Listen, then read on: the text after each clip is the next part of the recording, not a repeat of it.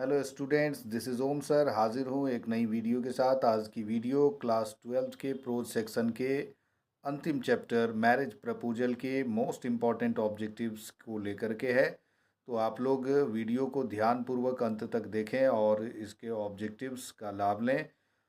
और मुझे आशा है कि अगर वीडियो को अंत तक वॉच करेंगे तो आपको अलग से ऑब्जेक्टिव्स को रटने की ज़रूरत नहीं होगी। ये ऑब्जेक्टिव आपको बखूबी याद हो जाएंगे। चलिए शुरू करते हैं आज की वीडियो की। First question is a marriage proposal has been written by dash. Option A है H E Bates, B Germaine Greer, C Anton Chekhov और डी है बर्ट्रेंड रसल। तो अ मैरिज प्रपोजल एक नाटक है जो कि एंटोन चेकोव का लिखा हुआ है, इसलिए सी इसका राइट आंसर होगा। बगल में उनकी तस्वीर भी देख सकते हैं। Next question is second question and it is a marriage proposal is a और एन डैश। यानी मैरिज प्रपोजल किस टाइप की कहानी है। ऑप्शन ए है स्पीच यानी कि भाषण, बी है ऐसे यानी निबंध, सी है शॉर्ट स्टोरी यानी लघु कथा और डी है प्ले अर्थात नाटक। तो a marriage proposal Anton Chekhov के द्वारा लिखा गया एक नाटक है, इसलिए डी प्ले इसका राइट आंसर है। Third question is Anton Chekhov was a और एन डैश ड्रामाटिस्ट। यानी एंटोन चेकोव की यहाँ पर नेशनलिटी पूछी जा रही है कि वो कहाँ के ड्रामाटिस्ट यानी नाटककार थे। ऑप्शन ए है ब्रिटिश, बी है ऑस्ट्रेलियन, सी है अमेरिकन और डी है रसियन। तो चूंकि वो रूस से बिलोंग करते थे इसलिए डी इसका राइट आंसर है, रसियन। रूस के लेखक थे Anton Chekhov. Next question is fourth question Anton Chekhov was a और एन डैश बाय प्रोफेशन। यानी एंटोन चेकोव पेशे से क्या थे। ऑप्शन ए है इंजीनियर, बी है डॉक्टर, सी है कारपेंटर और डी है टीचर। तो जैसा कि लेसन में जिक्र है कि वो बाय प्रोफेशन अर्थात पेशे से एक डॉक्टर थे, बाद में वो लेखक बने, इसलिए बी इसका राइट आंसर है। Next question is fifth question and it is Anton Chekhov began his literary career by writing dash। यानी एंटोन चेकोव ने अपने साहित्यिक करियर की शुरुआत की क्या लिख करके। तो ऑप्शन ए है नॉवेल यानी उपन्यास, बी है पोएम्स यानी कविता, सी है कॉमिक स्केचेज यानी हास्य चित्र और डी है प्ले यानी नाटक। इसलिए सी इसका राइट आंसर होगा। किताब में मेंशन है कि हास्य चित्र लिख करके उन्होंने अपने साहित्यिक करियर की शुरुआत की थी। Next question is six question Anton Chekhov lived in Russia during the rule of dash. यानी एंटोन चेकोव रसिया में किस समय रहते थे जिस समय वहाँ पर जार लोगों का शासन हुआ करता था। तो ए इसका राइट आंसर होगा। फेरोज, मुगल्स और रोमन्स ये इनके सही आंसर नहीं है। ए इसका सही आंसर है क्योंकि रूस के शासकों को जार कहा जाता है। Seventh question is Uncle Vanya has been written by dash. Uncle Vanya नामक किताब की रचना किसने की थी। ऑप्शन है एच ई बेट्स, बी है बर्ट्रेंड रसल, सी है पर्लेस बक और डी है एंटोन चेकोव। तो अगेन एंटोन चेकोव इनका राइट आंसर होगा। Next question is eighth question and it is the Three Sisters has been written by dash. Three Sisters की रचना किसके द्वारा की गई है।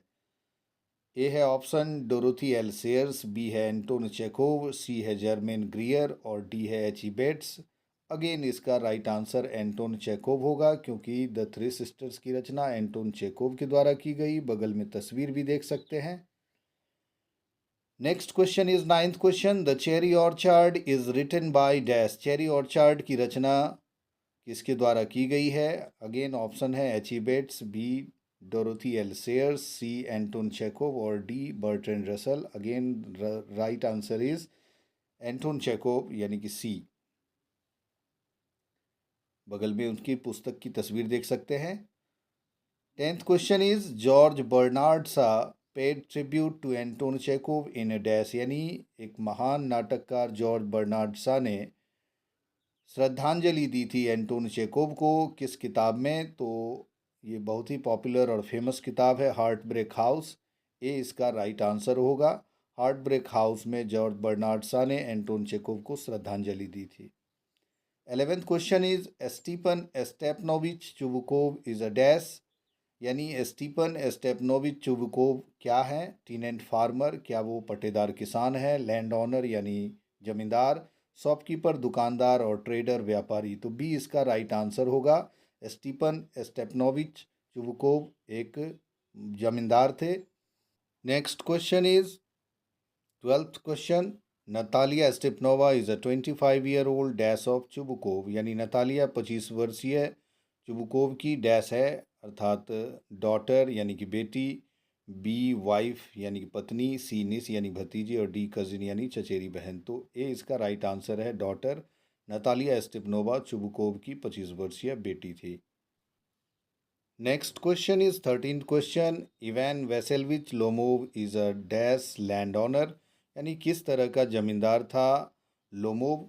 ऑप्शन ए है हाइपोक्राइट यानी पाखंडी, बी है डिसऑनेस्ट बेईमान, सी है हाइपोकॉन्ड्रिक यानी रोग संकालू और डी है पुअर। तो सी इसका राइट आंसर है, हाइपोकॉन्ड्रिक। हाइपोकॉन्ड्रिक ऐसे पर्सन को कहते हैं जिसे बीमारी की शंका हो। Next question is Lomov comes to Chubukov's house in order to dash, यानी लोमोव चुबुकोव के घर आता है किस लिए?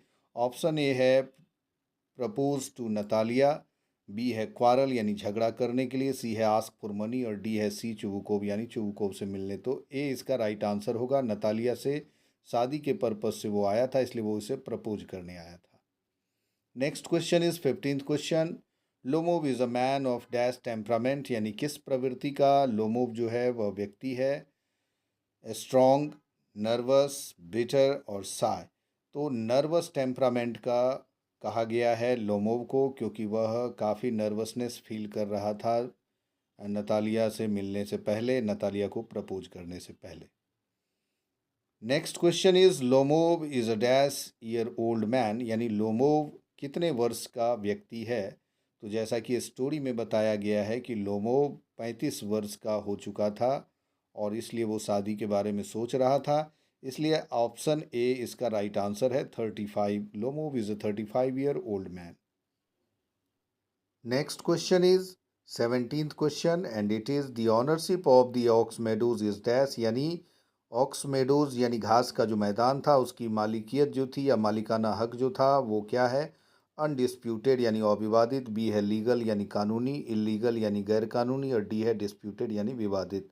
इसलिए डी इसका राइट आंसर होगा, डिस्प्यूटेड, क्योंकि उसके ऑनरशिप को लेकर के लोमोव और नतालिया के परिवार में दुश्मनी थी। 18th question is who had use the ox meadows free of charge for 40 years, यानी ऑक्स मेडोज का इस्तेमाल किसने मुफ्त में 40 सालों तक किया था? तो बार बार लोमोव जो है इस बात को दोहराता है और नतालिया से कहता है कि तुम्हारे परदादा लोग मेरे ऑक्स मेडोज का इस्तेमाल 40 सालों तक किया था। तो बी इसका राइट आंसर होगा, Natalia's great grandfathers. Next question is according to Natalia the real worth of Ox Meadows is, Natalia के अनुसार ऑक्स मेडोज की कीमत, वास्तविक कीमत कितनी है? तो स्टोरी में उसकी कीमत नतालिया ने 300 रूबल बताई है और रूबल जो है वह रूस की मुद्रा भी है, इसलिए सी इसका राइट आंसर है। बाकी में पाउंड, डॉलर्स और येन देख सकते हैं।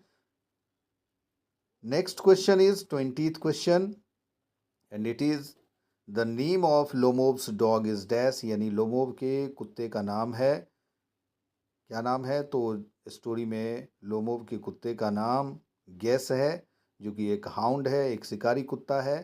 तो ए इसका राइट आंसर हो जाएगा, Guess. Next question is 21st question and it is the name of Natalia's dog is dash, Natalia के कुत्ते का क्या नाम है? तो नतालिया का भी एक कुत्ता था जो कि उसके पिता ने खरीद कर लाया था और उसका नाम था लीप। डी इसका राइट आंसर होगा, लीप। नतालिया के कुत्ते का नाम लीप था। याद रखेंगे कि लोमोव के कुत्ते का नाम गैस और नतालिया के कुत्ते का नाम लीप था। Next question is 22nd question, यानी कि 22वां प्रश्न। Chubukov about his dog for dash, यानी चुबुकोव ने अपना कुत्ता खरीदा था कितने में? तो 85 रूबल्स, यानी 85 रूबल्स इसका राइट आंसर होगा। 85 रूबल में चुबुकोव ने लीप को खरीदा था, इसलिए बी इसका राइट आंसर होगा। ध्यान रखेंगे ये क्वेश्चन बार बार पूछता है। Next question is 23rd question. Lomov bought his dog Guess for dash, यानी लोमोब ने अपने कुत्ते गैस को खरीदा था कितने में? तो लोमोब ने कहानी में जिक्र किया है कि उसने 125 रूबल में गैस को खरीदा था, इसलिए सी इसका राइट आंसर होगा, 125 roubles. Next question is 24th question and it is the ox Meadows is based between the birch forest and the dash, यानी ऑक्स मेडोज कहाँ स्थित था? यानी बर्च के जंगल और डैश के बीच। तो बर्न्ट मार्स की चर्चा हुई, एक दलदली क्षेत्र था जिसका नाम था बर्न्ट मार्स, उसके बीच में और बर्च फॉरेस्ट के बीच में जो है वो ऑक्स मेडोज स्थित था। बी इसका राइट आंसर होगा। Next question is 25 question and it is the last question. According to Lomov leap is dash, Lomov के अनुसार लीप कैसा है, यानी नतालिया का कुत्ता कैसा है? तो वो पग जाउड है, बार बार ये जिक्र करता है और इसी बात को लेकर के पुनः दोनों में झगड़ा होता है कि नतालिया के कुत्ते का जबड़ा छोटा है, जिस बात को लेकर नतालिया एग्री नहीं करती। मिलते हैं अगली वीडियो में, तब तक के लिए गुड बाय, टेक केयर।